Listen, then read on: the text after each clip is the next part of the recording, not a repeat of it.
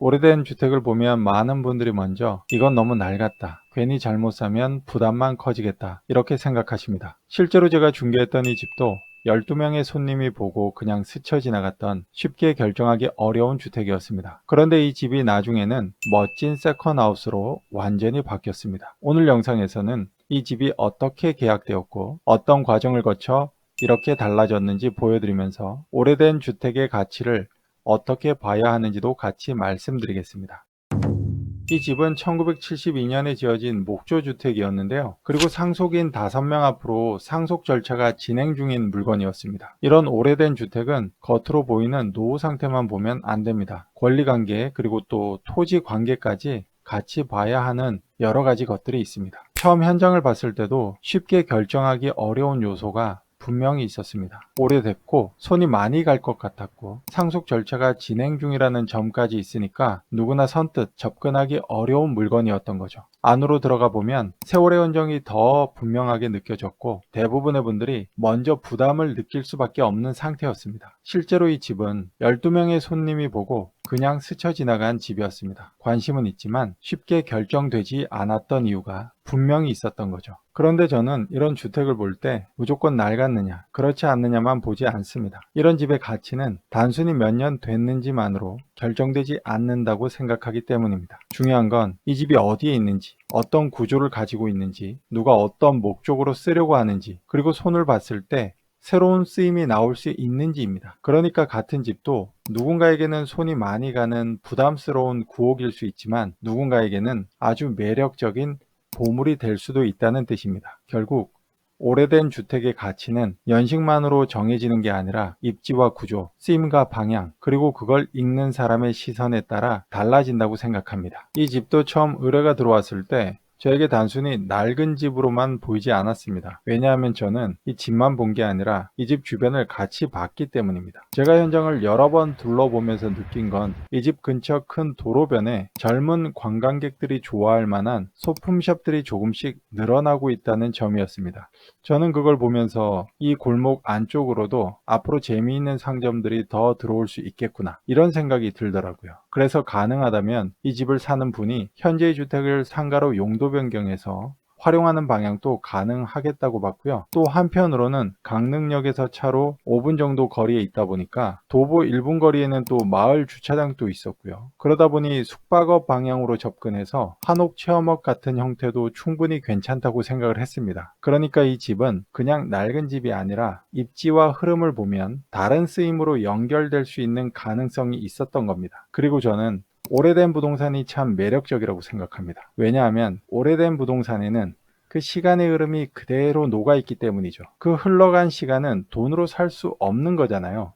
그런 시간을 그대로 품고 있는 낡은 주택을 돈을 주고 사서 내 아이디어로 새로운 변화를 만드는 일, 저는 그게 참 매력적인 일이라고 생각했습니다. 그리고 무엇보다 이 집을 매수하신 분도 그 가능성을 읽을 수 있는 분이셨습니다. 맞는 사람과 맞는 방향이 만나니까 이 집은 단순히 오래된 주택이 아니라 새로운 라이프 스타일이 담기는 공간으로 바뀌게 된 겁니다. 리모델링은 그냥 낡은 집을 깨끗하게 고치는 작업이 아니라고 생각합니다. 중요한 건 이 공간을 앞으로 어떻게 사용할지, 어떤 분위기의 공간으로 만들지, 누구에게 맞는 공간으로 바꿀지를 정하는 일이라고 생각합니다. 처음에는 부담이 먼저 보였던 집이었지만 방향이 정해지고 하나씩 손이 들어가기 시작하니까 집의 표정이 달라지기 시작합니다. 처음에는 낡음이 먼저 보였다면 점점 이 공간이 어떻게 살아날지가 보이기 시작하는 거죠. 그리고 완성된 모습을 보면 정말 같은 집이 맞나 싶을 정도로 분위기가 완전히 달라졌습니다. 단순히 새 것처럼 만든 게 아니라 이 공간이 원래 가지고 있던 결을 살리면서 지금의 감각에 맞는 세컨하우스로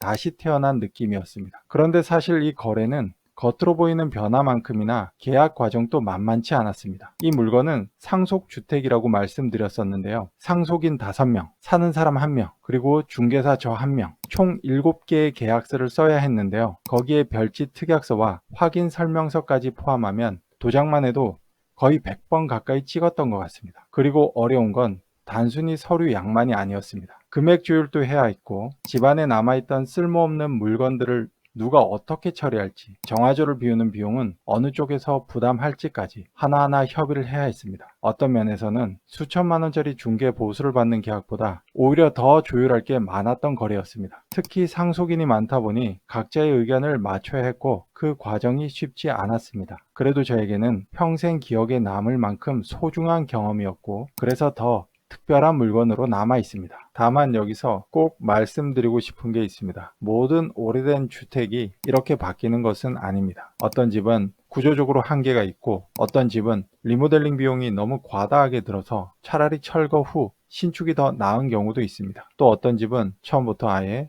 사지 않는 것이 맞는 경우도 있습니다. 그래서 오래된 집을 볼 때는 감성만 보고 판단하면 안 되고 반대로 겉모습만 보고 무조건 포기해서도 안 됩니다. 특히 오래된 주택은 건물만 보는 게 아니라 도로, 경계, 토지 상태까지 같이 봐야 합니다. 중요한 건 이 집이 정말 살릴 가치가 있는지, 현실적으로 어떤 방향이 맞는가를 처음부터 차분하게 판단하는 것입니다. 저는 오래된 주택을 볼때 대체로 세 가지로 생각합니다. 리모델링에서 가치가 살아날 수 있는지, 아니면 철거 후 신축을 고려해야 하는지, 그리고 세 번째로는 아예 사면 안 되는 집인지를 생각합니다. 결국 중요한 건 구옥이냐 아니냐가 아니라 이 집이 내 목적에 맞는가입니다. 그리고 이 판단을 할 때 꼭 같이 봐야 하는 것들이 있습니다. 첫째는 도로인데요. 오래된 집을 철거하고 새로 건물을 지으려고 할 때 내 집과 붙어 있는 도로가 개인 명의의 사도인지 아닌지 꼭 확인해야 합니다. 만약 그 도로가 개인 소유 도로라면 신축할 때 도로 주인의 허락을 받아야 하는 경우가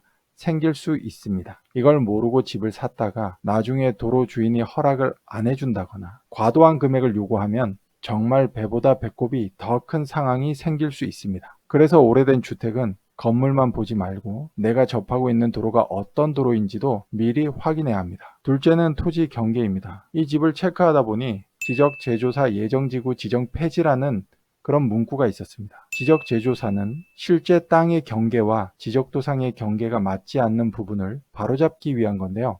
왜 폐지가 됐을까 궁금해서 강릉시에 직접 전화해 봤더니 주민들 반대로 사업이 무산됐다고 하더군요. 이런 내용을 확인하다 보면 오래된 주택을 살 때 토지의 실제 경계와 지적도상의 경계가 일치하는지가 얼마나 중요한지 다시 느끼게 됩니다. 왜냐하면 수십 년 전의 측량 기술과 지금의 측량 기술은 당연히 차이가 있을 수 있기 때문입니다. 혹시라도 내 건물이 다른 토지 쪽으로 넘어가 있거나 경계가 문제가 있다면 나중에 큰 문제가 될 수 있겠죠. 그래서 마음에 드는 오래된 주택이 있다면 가능하면 측량 비용을 하나의 기회비용이라고 생각하시고 계약할 때는 측량으로 인해 문제가 확인되면 계약을 무효로 한다는 취지의 특약을 넣고 진행하는 게 더 안전하다고 생각합니다. 저는 이런 부분까지 같이 보면서 이 집이 어떤 방향으로 맞는지 판단하는 과정이 중요하다고 생각합니다. 사실 이 집은 저에게도 개인적으로 조금 특별한 물건이었습니다. 긴 시간 슬럼프를 겪고 있던 시기에 운명처럼 만난 물건이기도 했고 이 집이 변화하는 과정을 보면서 저 역시 중개를 다시 보게 됐습니다. 저는 그때 느꼈습니다. 공간이라는 건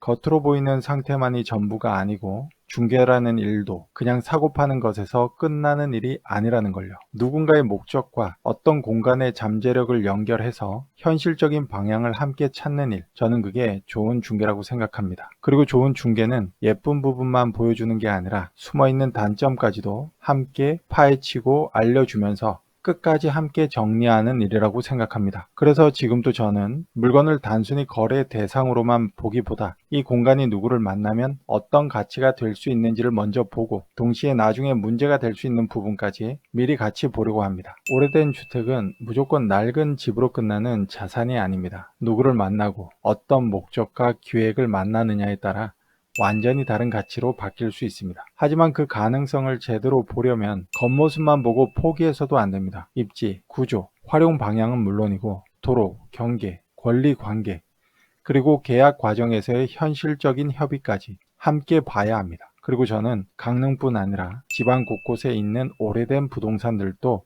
이런 새로운 생각을 만나 다시 살아날 수 있다고 생각합니다. 그렇게 하나씩 변화된 공간들이 지역의 새로운 활기를 불어넣는 작은 시작점이 되었으면 좋겠습니다. 강릉에서 9억, 세컨하우스, 상속주택, 리모델링 가능한 매물을 고민하고 계신다면 예쁘게 보이는 물건만 찾기보다 어떤 방향이 맞는지 먼저 판단해 보시는 게 훨씬 중요합니다. 오늘 영상 도움되셨다면 구독, 좋아요 부탁드리겠습니다. 감사합니다.